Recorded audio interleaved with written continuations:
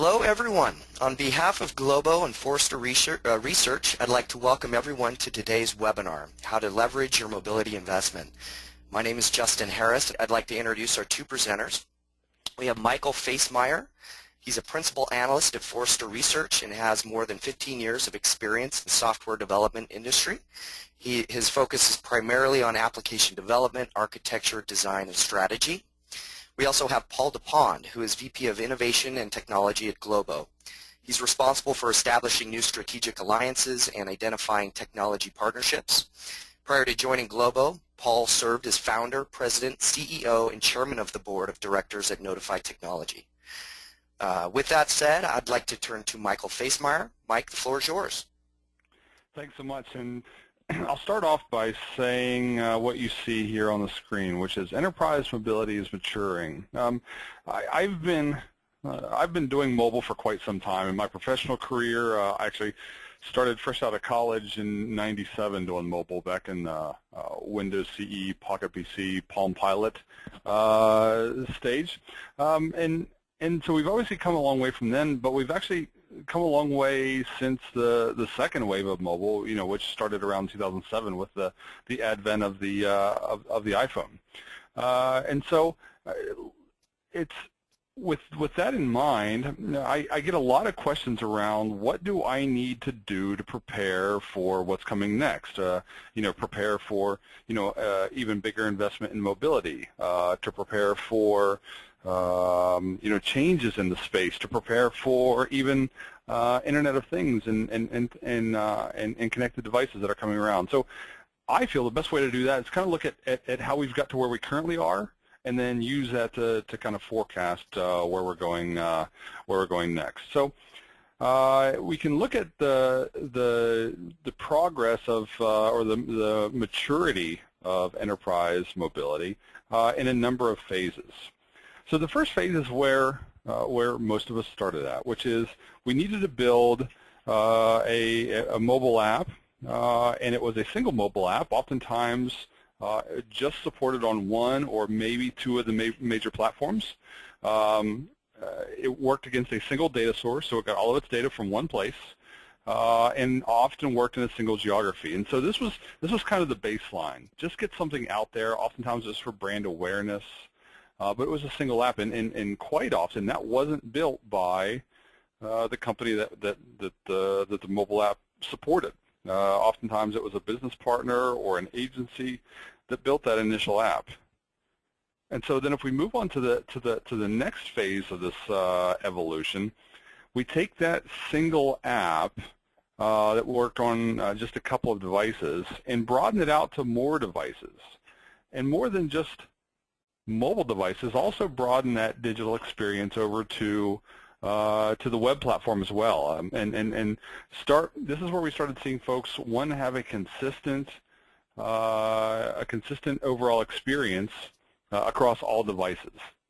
And I have this discussion quite a bit with folks today on how to make what's on the web fit on mobile, and vice versa. Both significant challenges. So that's kind of the second phase of this maturity evolution. We're still going against a single data source, still in a single geography, just with a broader set of device coverage. Then if we move to the next phase of that evolution, this is where things start to get really complicated, because we've already complicated the front end by adding new devices and new browsers and things like that. But now we're starting to federate data from multiple data sources on the back end. And this is where a lot of B2E internal apps come into play. This is where a lot of our sales enablement and field force enablement apps come into play. And so now we've got complexity on the front end and complexity on the back end. And so this makes for a very challenging development process, obviously. It makes for a very challenging management, post-release management process. A lot of complexity really comes to the forefront here. And, and this is between the last phase and this phase is where I tend to have most of my conversations today.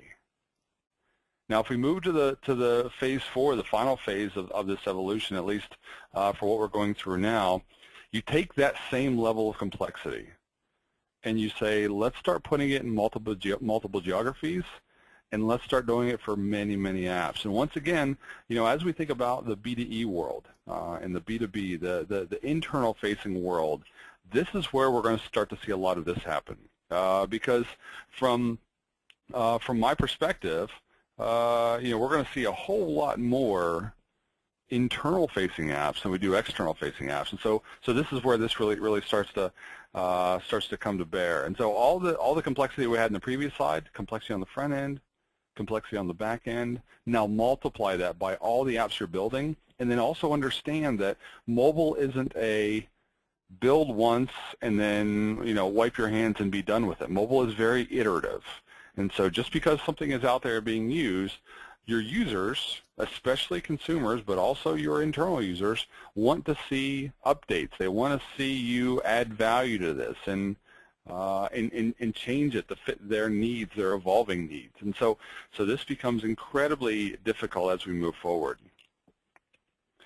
Now, with that in mind, there's also another stage, another type of evolution that's going on, which is the overall management of not only the apps, but management of the data, management of the devices, management of everything that's involved in mobile. And so let's look at what that is as well. Let's look at that progression. And so at Forrester, we kind of classify all of this as EMM, Enterprise Mobility Management.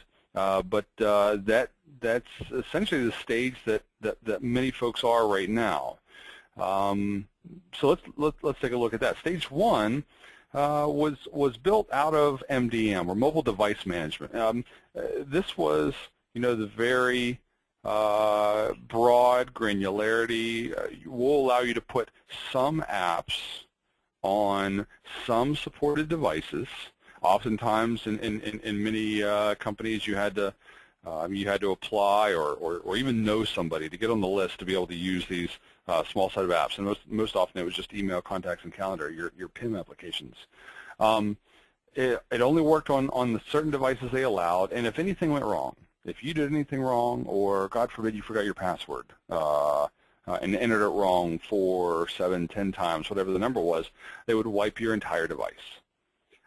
And so even the threat of that you're greeted with when you opt into these programs at times kept a lot of folks from using it. And so therefore, it kind of stunted that initial growth of mobile adoption within enterprises. But then if we look at stage two, like I said, what we classify as enterprise mobility management, which is a combination of MAM and MCM, so mobile application management, mobile content management. This is where we expand the set of devices. Oftentimes now it's more of a BYOD, bring your own device policy. We expand the number of apps that are involved with it. We also extend the amount of support that comes along. We start to see the rise of enterprise app stores and self-service portals here as well. And so, and you'll see the red dot here. The red dot is kind of where we perceive that the most of our clients, our Forrester clients, are right now.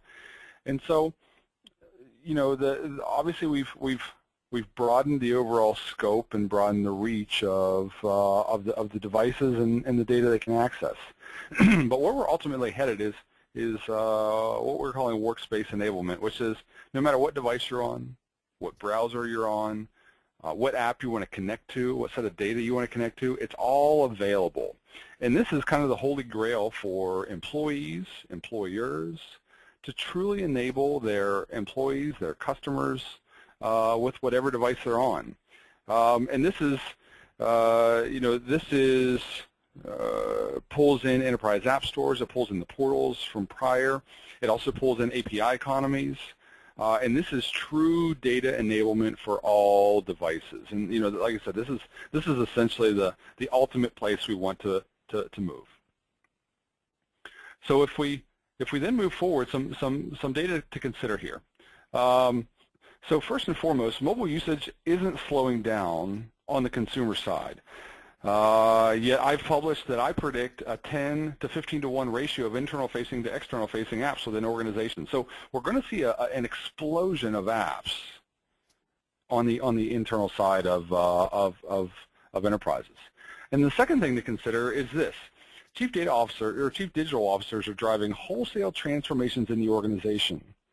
In a recent survey, nearly half of European and North American enterprise respondents say they need to re-engineer business processes to support mobile and innovation. And so and the reason I point this out is we're not just creating apps for apps' sake. We're actually seeing mobile transform our enterprises. And so therefore, as you look at this challenge and as you're faced with this challenge, understand that it's not just how do I put data on devices, but how do I really use mobile to transform how we do what we do and to drive higher levels of success. So with that in mind, there's some more challenges, and I'll bring this, I'll classify the three of these. So the hard one is how do we manage data security? And this is the one we've been faced with for quite some time. How do we ensure that if you lose your device or if your device falls into the wrong hands, that data is still secure? And so the problem that comes from that is, can we use MDM? Can we use mobile device management on our employees' devices, especially when they're not ours? Oftentimes the answer to that is no. But then the hardest problem is if you're in a business partner relationship and you have a mobile app that your business partner may use, can you MDM their devices? That becomes incredibly challenging. And so keep that in mind as we go through this this progression, this maturity. So with that, I'll wrap up with a few key takeaways, a few things to really think about, as we go through this this maturity. First and foremost, that enterprise mobility is maturing from a set of small individual projects to an organization-wide initiative. We're seeing transformational benefits here. We're seeing so many folks have so many great success stories about what mobility is doing for them. But that doesn't come for free. And the technologies that support this and drive this are changing quickly. And so it's important that as you look at investing in platforms, investing in technologies, don't look at just what you have today. Look at where you're going and look what your business is trying to solve in the next 12, 18, 24 months. I know it's pretty difficult to look further than that in mobile, but understand that the problems that you're having today are probably going to be a good bit different than the problems you're having tomorrow as this evolution changes. So make sure that the investments you make have the capability to grow with you. So with that, I'll pass it back to the GLOBO team to take it from here. Thanks, Michael. Paul, I'll go ahead and turn the floor over to you now. Thanks, Justin. Let me tell you a little bit about GLOBO for those of you that are not familiar with GLOBO. GLOBO was founded in 1997 and has, really evolved into a leader in enterprise mobility management and what we call mobile application development. GLOBO has over 500 employees. We have deployments around the world. We have a substantial amount of mobile users. The company is over 100 million in sales, profitable, and trades on the London Stock Exchange. We see somewhat similar to what Michael had talked about in the stages. We see that ourselves in talking to customers. As you look at this progression here, the original, as mobile devices came out, we saw the initial connectivity with ActiveSync, and that more devices hit the market, and we saw the need for MDM. Then the issues of bring your own device came up, and then after that, customers started talking about, okay, what are we going to do about applications? And then you get into the issues of what we call mobile application management, where customers want you to be able to, push out applications on the device, maybe create blacklists, whitelists, be able to provide a variety of different management tools for application. Then as time went by, customers wanted access to, files. Their files at the company or files that were being used in cloud services, and so came to create, the issue of mobile content management. Then the next step that we see is that as more and more companies provided wireless infrastructures, being able to provide the security for employees that are bringing their devices in, or employee-owned devices, company-owned devices, being able to have network access management to control, the difference between an employee or a guest coming into the company. And then we're seeing now the next piece of applications. Companies starting to want applications to be developed, whether they're B2C, B2E, or B2B with their partners, their employees. So, Mike, how are you seeing customers embrace mobility at the various stages of mobility maturity? Yeah, sometimes it depends. Initially in the early stages, it was just brand awareness. They just wanted to get an app out there to prove that they had a mobile presence, and then as we get further, it kind of pervades more into the enterprise itself and into sales enablement, field force enablement, and things like that. Are you seeing the same thing from your side? Yeah, what's interesting is that as we talk to customers, some will, want to start with MDM or even deal with BYOD, and then other times we'll talk to them and, their line of business or different, parts of the company will be asking for applications, certain types of applications to be developed. And yeah, and we're seeing more and more of that. And either way, whether they're looking at MDM or BYOD, we can help them out on either side. So if they need application help, we help them. If they need mobility management, we can work with them as well. Retail, as you see here, retail being one of the first entrants in mobile, you would expect that they'd be the first along, and I would say from the Forrester side, that's what we see as well. We see them kind of pushing the envelope, retail pushing the envelope with what you can do with mobile, what you can transform with mobile, how to extend customer reach. Are you seeing the same thing as well? Yeah, we had a fair amount of retail interest. A lot of that, I think, came with the tablet. The tablet generated a lot of interest in retail, and tablets are being used as you go into hotels or you go into restaurants or you go into retail stores. They're being utilized. A lot of times we were asked to be able to put that tablet in what they call kiosk mode so that they could lock it down and run their application, so that as individuals, customers would come into the stores, they wouldn't fool around with the devices and take them out of their programming mode. But yeah, it was definitely a good area of interest for applications and for management. Let me give you talk a little bit about what we're seeing out there in the market. For example, we've got a couple of situations here that we want to talk about where we're mapping them back into the stages. For example, we have a retail organization, fairly sizable. In this particular case, they were corporate-owned devices, and they're in what we call the stage 1 phase. Another example is city government. Here, they're a little bit more advanced. This particular government not only had corporate-owned device, but they had BYOD, and they were definitely starting to look into the application area. So they're progressing through those stages. Another example with legal. Here, because of the typical legal environment, there's a lot of corporate-owned devices. BYOD is a tough thing to manage in law firms, and in many cases you'll see that the firms will own the devices, hand them out to the attorneys, and they are in what we call the stage 1. And then healthcare. Healthcare is really bringing in a lot of tablets. The issue with having doctors that are coming into the hospital that have their own practice that come in, they're needing to manage it. This is where the BYOD comes into play, and we find them we're at stage 2.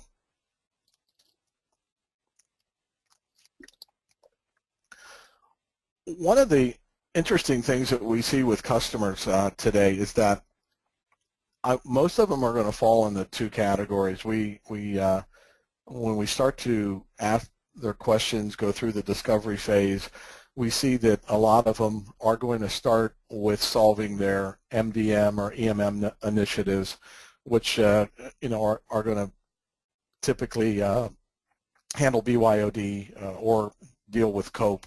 A lot of them want to get their devices managed before they go into the application side. And then in other cases, we talk to customers that may already have an MDM solution or don't, but their need is less to secure and manage their device. They're more interested in being able to put some applications on the devices, either to their customers or to their employees or to their partners. And in either case, we're able to deal with that situation. But it's kind of interesting that both of those come up quite often.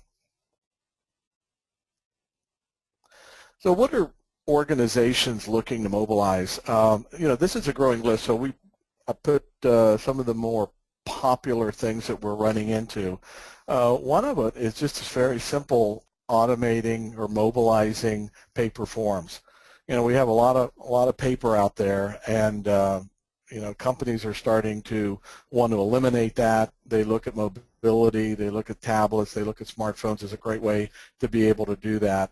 And then we see a whole set of other things that are going on, whether it be customer to supplier, employee services, real-time business intelligence. A lot of companies, the executives want to get real-time information on their devices, maybe where parts of it are coming from their CRM system or their ERP system or their financial system, and we'll be able to mash that data up and put it out on a mobile device. And the other thing is just a lot of workflows which have been manual over the years, paper, manual, are being looked to be automated. A little longer process there. The transition of paper forms and the mobility, I would say, are the easiest applications to come up with, until you get into the more complex where you're actually changing your paper processes into mobile. Mike, I'd like to ask you, what are you seeing out there?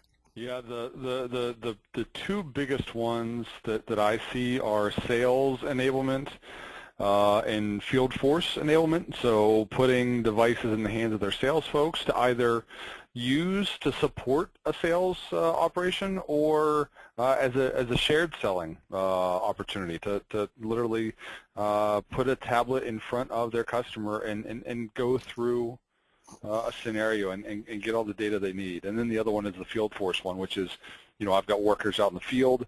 They need to have manuals, or they need to have work orders, or they need to have directions on where they should go and when they should be there. And Paul talked about getting rid of paper, and this is what helps that, and also is really driving down the error rate of things that were traditionally manual entry. Thanks, Mike. Paul, go ahead and pass this back over to you now to continue your presentation. So, the next big question is, from what do you mobilize to how will your mobile applications get developed? Another good question for companies to be looking at. And so when we've talked to organizations, we're seeing this thing break down into, maybe three categories where they have or invested in some internal IT resources that are using tools or experimenting with what we call application development platforms to write applications. Another thing that we're seeing out there is that a line of business will basically kind of go around IT. They'll actually contract out to a firm. They'll create a spec or bring in an organization to write the app, and then eventually have to deal with IT if they're going to be interfacing with back-end systems. They're going to need IT to help them with that. And the other one is just out and out third-party development services, and this can range from where you provide they'll come in and work with you to help define the app, the user interfaces, to providing you individual development resources to get the project done. Let's take a look at the data here. This is very interesting. We asked, how did actually Forrester had asked this question to a variety of companies, and how did your company build its mobile iOS app? And what's interesting about this is that 85% of the respondents actually were doing something. And the answers here are pretty, typical that you'd see, anywhere from most of it was outsourced. You can see that they had an agency specializing in it, or they had a partner, or they went to a media agency. You can see the results, very interesting and very expected, given the fact that most companies really aren't prepared to do these internally yet. Mike, where do you see customers getting their apps development from your research? Yeah, it's a great question, and actually one that I get asked from our clients a fair amount. Where should I do it? Where should I get it done? And depending on where they are in the maturity, often if folks are very, very early in that maturity curve, we see them going all in on either building everything themselves or shipping everything out to a business partner or to an agency. And as they mature and realize what parts of the business mobile is absolutely critical for and what parts they just need a presence in, and some that's a B2C slant and some that's very B2E, then you start to see them say, okay, well, we have capabilities that can do that part. Or if they'd done everything themselves previously, it's we're not very good at doing internal Android development for our sales folks, and so we'll work with somebody to do that. So as folks progress through this maturity, you start to see a blend, a nice blend to fill in the gaps. But early on, it tends to be all all one way or the other. Sounds good. So let me spend a minute here and talk about GLOBO and our solutions for these different stages. I mean, we have, basically, three ways to help a customer out. In stage one, we have our Go Enterprise mobile device management. This allows a customer that's just starting to deal with, managing, securing their devices, a nice product to be able to help them do that. It's got the basic fundamental MDM capability and allows them, to get their tablets, devices, it doesn't matter, Android, iOS, whatever, to be managed. As they get into the next stage and they are starting to deal with, BYOD, we have what we call our Go Enterprise Workspace. And here, this allows you to minimize your control of the device. The Workspace basically provides a single application where the email, calendar, address book, or even applications can reside on an employee's mobile device or tablet, and the only thing that we're controlling and managing at that point is that workspace. So that in combination with MDM pretty much handles the management side. Now from the application standpoint, what we call our mobile app development platform, this tool can be used to actually build your application. So if you are looking to do your business to employee application, the tool can help. In most cases, what happens is that we combine this with professional services to basically look and see which one of those items that you're doing, whether it's workflow automation or paper, removal of paper, any kind of business intelligence, we can develop them with this tool, and it kind of, all three of these products work together, to allow us to provide really a customer as a one-stop shop, whether it's from the MDM side all the way through the application side. The last piece of this is what we call our professional services. This is our Mobility Business Solutions group, and this is a very important piece of providing the application support, the development, and all of that. We've got consulting services. We have the mobile. These folks are very good at mobile app development. They specialize in helping customers look at what they're trying to do, help them design it, help the user interface, the testing and validation. You can almost see that this is a product life cycle, even with these custom developed apps, and we can do them HTML5, hybrid or native. We have capability to do all of this for the customer. So if they don't have the resources, we can help them out.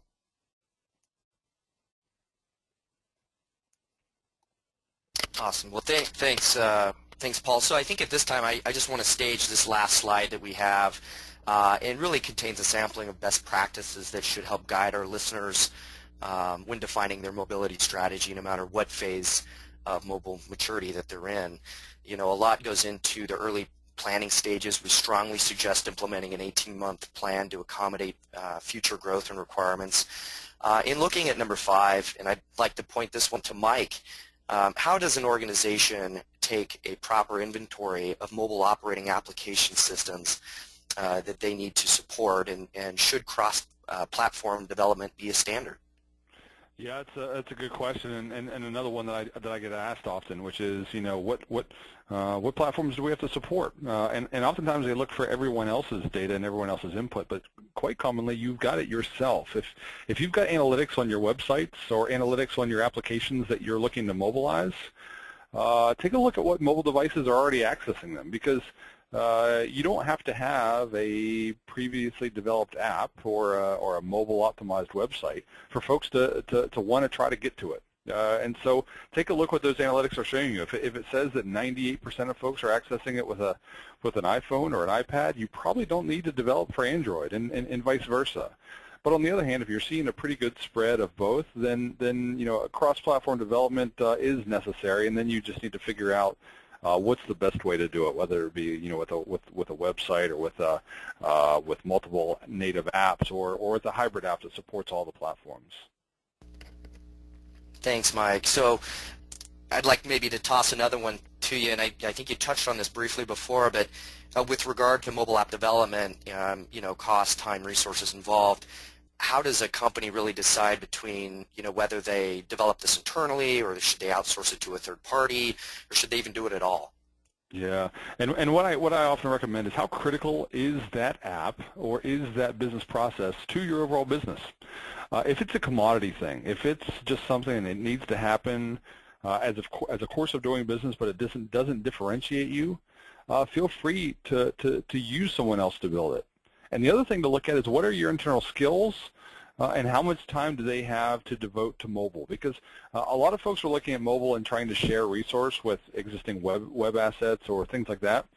And that can get tricky, because, as I said earlier, mobile isn't a write once and forget it type of application. It's write it, and then folks are going to give you feedback. They'll give you feedback on app stores, in person, through analytics that you might have, showing you what parts of the app they're using versus not using. And so you're going to have, the folks that build it are going to have to maintain it, or you're going to have a fully separate maintenance team. And so therefore it is a commitment.